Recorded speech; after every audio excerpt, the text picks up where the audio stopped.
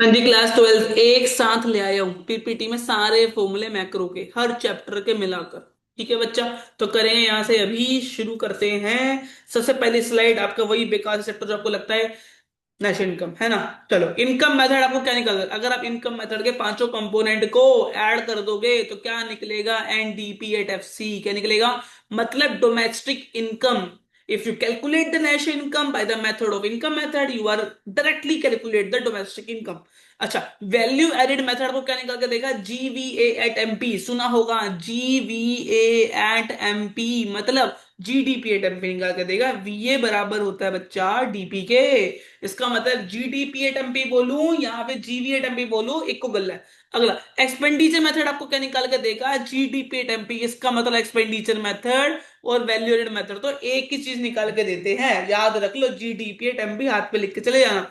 अगर लेकिन income method आपको डायरेक्टली क्या निकाल के दे देता है, एनडीपी एफ सी, मतलब इतना ही फर्क है, ये एन कर देता है जी को और एफ सी एमपी चेंज है, ठीक है। Domestic income is also known as NDP FC सी, बता दिया। National income is known as NNP at FC सी। चलिए भाई, अगर मुझे ग्रोथ से जाना हो नेट में तो मैं माइनस करूंगा डेप्रिसिएशन, और इसका उल्टा अगर मुझे नेट से जाना हो ग्रोथ में तो प्लस कर दूंगा डेप्रिसिएशन। अगर मुझे डोमेस्टिक प्रोडक्ट से नेशनल प्रोडक्ट में जाना हो, मतलब डोमेस्टिक इनकम से नेशनल इनकम में जाना होगा तो मैं प्लस करूंगा एनएफआई, और इसका उल्टा मतलब एनपी से डीपी में जाना होगा तो माइनस करूंगा एनआईटी। एफसी से जाना होगा अगर मुझे एमपी पे, मतलब फैक्टर कॉस्ट से मार्केट प्राइस में जाना होगा तो प्लस करूंगा एनआईटी, और इसका उल्टा एमपी से जाना होगा एफसी में तो माइनस कर दूंगा एनआईटी। एनएफआई का फॉर्मूला होता है फीफा माइनस फीटा, मतलब factor income from abroad minus factor income to abroad. Indirect taxes क्या होता है आपका, इनडायरेक्ट टैक्स मतलब होगा indirect taxes minus subsidies.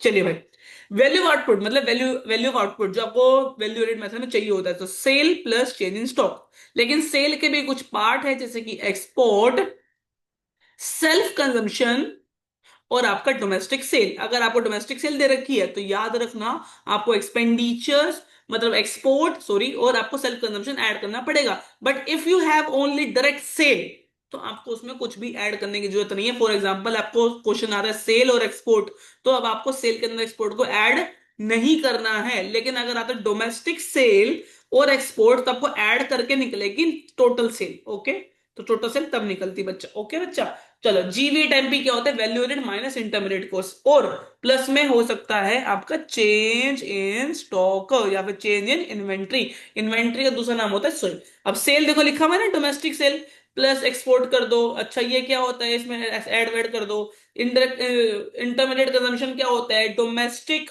Intermediate consumption और आपका इंपोर्ट। मैं दोबारा बोलता हूं, इंटरमीडिएट कंजम्पशन दे रखा होगा तो कुछ भी ऐड नहीं करना, लेकिन दे रखा डोमेस्टिक इंटरनेशनल कंजम्पशन या फिर इंटरमीडिएट कंजम्पशन और उसमें इंपोर्ट ऐड करना है। सेल में एक्सपोर्ट ऐड करना होता है अगर टोटल सेल ना दे रखी हो, डोमेस्टिक सेल दे रखी हो, और अगर डोमेस्टिक आईसी दे रखा है तो उसमें इंपोर्ट ऐड करना होता है। अच्छा, सिंगल यूज प्रोड्यूसर गुड भी आईसी होता है, याद रखने वाली बात, सिंगल यूज प्रोड्यूसर गुड भी आईसी होता है, और रॉ मटेरियल जो भी हम खरीदते हैं वो भी आईसी ही होता है।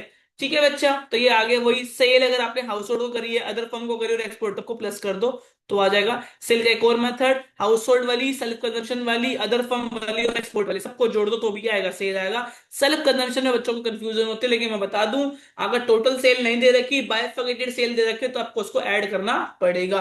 नेट इन्वेस्टमेंट क्या होती है, ग्रोस इन्वेस्टमेंट माइनस डेप्रीसिएशन, वही ग्रोस नेट। इनडायरेक्ट टैक्सेस क्या होता है नेट, तो indirect taxes minus subsidy. Indirect taxes के एग्जांपल जीएसटी, वैट और excise duty, import duty, export duty, सब इसी के एग्जांपल है। और इनडायरेक्ट टैक्सेस को कर सकते हो market price minus factor cost से भी क्या आ जाएगा, नेट इनडायरेक्ट टैक्स आ जाएगा। ठीक है बच्चा।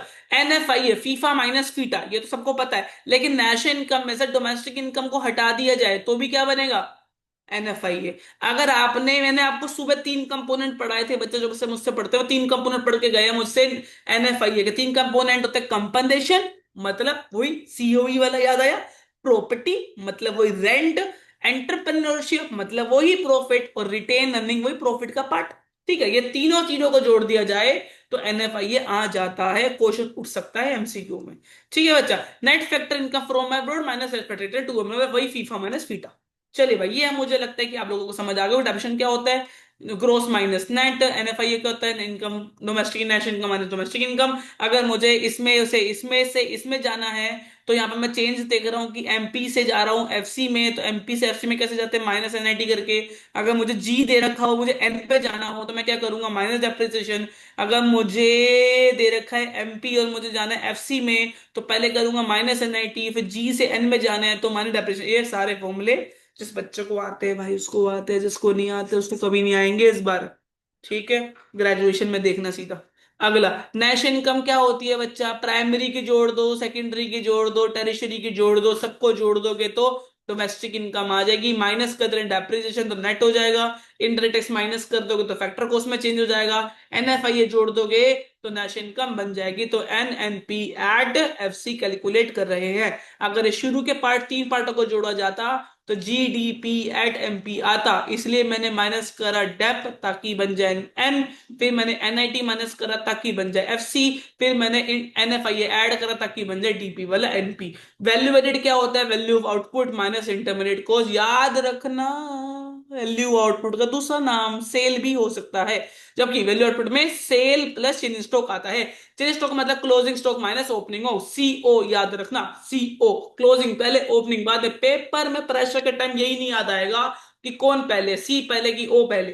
तो सी पहले ओ बाद में, closing stock minus opening stock. ये मैंने आज क्लास में डिस्कस किया था। डेप्रिसिएशन, जितनी भी एसेट की वैल्यू है माइनस कर दो स्क्रैप वैल्यू, जितने भी साल वो यूज होगी उससे क्या कर दो, डिवाइड कर दो, तो जाके आपको निकलेगा पर ईयर का डेप्रिसिएशन, आपको वो माइनस करना पड़ेगा। ठीक है भाई, नेशनल इनकम क्या होता है, एनडीपीडब्ल्यूसी में एनएफए जोड़ दो।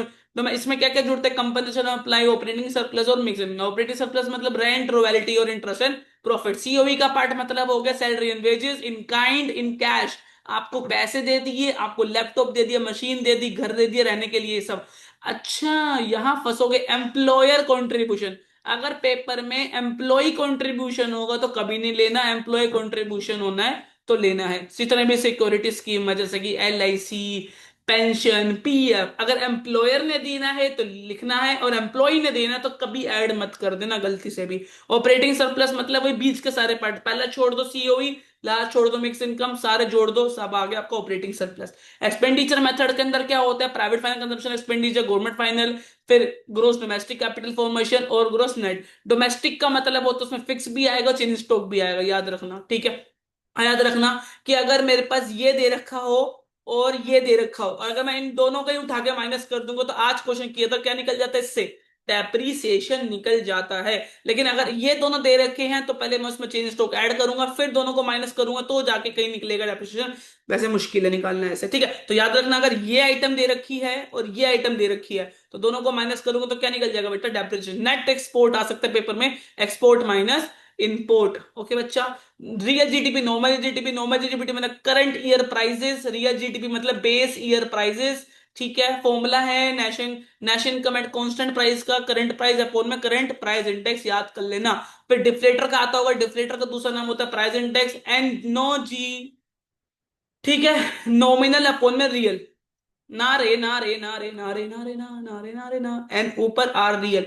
ठीक है, नॉमिनल अपॉन में रियल जीडीपी, इनटू में 100 क्या आता है, जीडीपी डिफ्लेटर, याद रखना। ओके, चलो अगला, मनी मल्टीप्लायर क्या होता है, 1 अपॉन एलआरआर। एलआरआर में दो चीजें आती है, एसएलआर अपॉन में सीआरआर, है ना। सीआरआर मतलब कैश रिजर्व रेशियो, एसएलआर मतलब स्टैट्यूटरी लिक्विडिटी रेशियो। सीआर का मतलब आरबीआई के पास जमा कराना है, एसएलआर का मतलब देमसेल्फ।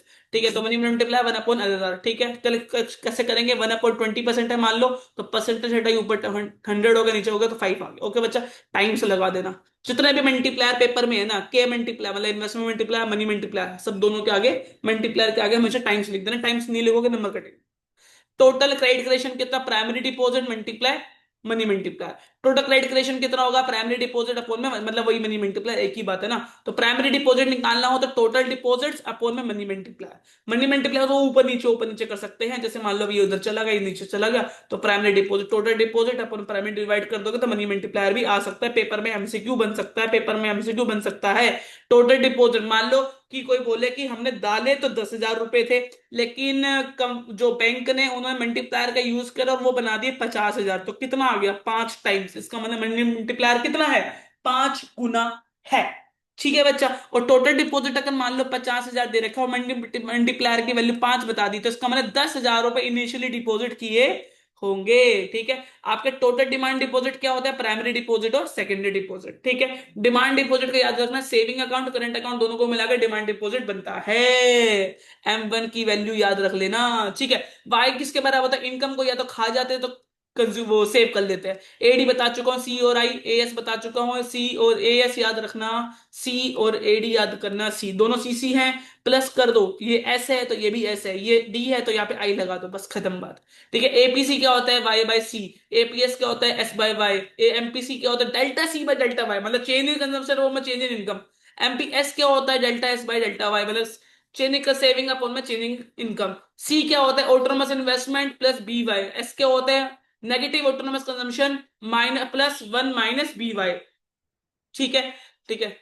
उसके बाद आपका जो मल्टीप्लायर है वो होता है डेल्टा वाई अपॉन में डेल्टा आई। ठीक है। मल्टीप्लायर का एक और फॉर्मूला होता है 1/एमपीएस, दूसरा फॉर्मूला होता है 1/1 माइनस एमपीएस। एडी इसके बराबर होता है एएस इसके बराबर होता है। अगर कंज्यूमर इक्विलिब्रियम में है, मतलब एडी बराबर एएस होगा दैट पॉइंट पे एडी बराबर एएस होगा और एस बराबर आई होगा बच्चा। ठीक है। सेविंग बता चुके, ये ऑटोनोमस कंजम्पशन। ऑटोनोमस एक्सपेंडिचर मतलब ए बार सुबह इसको एक क्वेश्चन आया था जिसमें ऑटोनोमस की बात हो रही है, तो autonomous consumption plus autonomous investment को अगर जोड़ दिया जाए तो ए बार कहलाता है ऑटोनोमस एक्सपेंडिचर। चलिए भाई, लास्ट है रेवेन्यू डेफिसिट। रेवेन्यू रेवेन्यू लिख दो, expenditure minus receipts. Fiscal deficit कौन होता है? खुद बोरोइंग्स होता है। Fiscal deficit is known as borrowing. Total expenditure minus total receipt except borrowing. Fiscal deficit is also known as revenue deficit. फिर आपका कैपिटल एक्सपेंडिचर माइनस इसको। ठीक है। फिस्कल डेफिसिट और भी हो सकता है यहाँ पे आपका, सेम ये लगा दो, टोटल एक्सपेंडिचर सोल्व कर दो। रेवेन्यू एक्सपेंडिचर और कैपिटल एक्सपेंडिचर रिसिप्ट्स में ऐड कर दो, रेवेन्यू रिसिप्ट्स और कैपिटल रिसिप्ट्स, बस बोरिंग को छोड़ देना। ठीक है। प्राइमरी डेफिसिट क्या होता है? Fiscal deficit minus interest payment, that's it. That's all for today. अच्छे से पढ़ लेना घर पे रात को बैठ के, मस्त। ओके बच्चा, bye bye, take care, have a nice day, all the best.